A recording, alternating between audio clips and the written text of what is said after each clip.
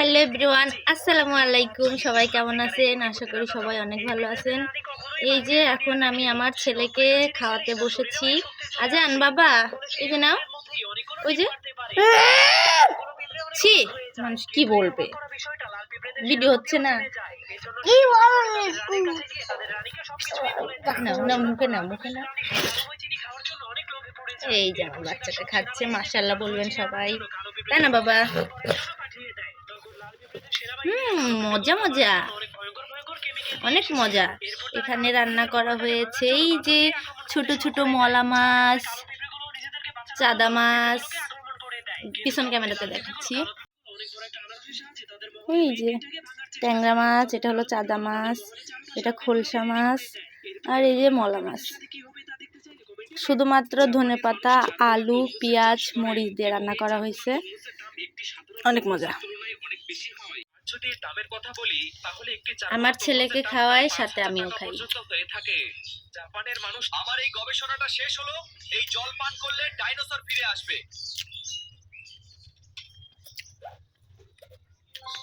এই জলে কেমন যেন একটা মিষ্টি গন্ধ, কি ব্যাপার?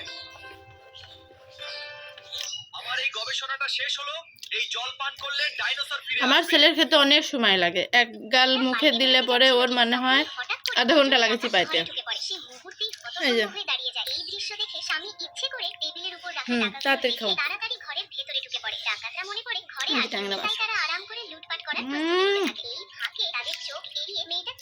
আমি একটা গিরগিটির মাথায় ছোট। ভিয়েতনামের কাদা খেলা মানে পাগলামির আরেক নাম। এই গেমটা মানুষ দেখে কম, কিন্তু শুনে পুরো দুনিয়া। আমি যখন পুলিশ দেখি, সাবধান, আইটা হুঁশিয়া, পুলিশ একবারে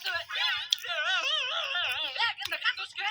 আমি কিছু করি নাই, আমার বলেন না, ও বাবা গো, কেন রে বাবা দিকে ধরে গেছে, কেন লোকে পুলিশ কইরা, পুলিশ পুলিশ। চাদা মাছ খেতে একটু ভয় করে, কারণ এতে অনেক কাটা থাকে।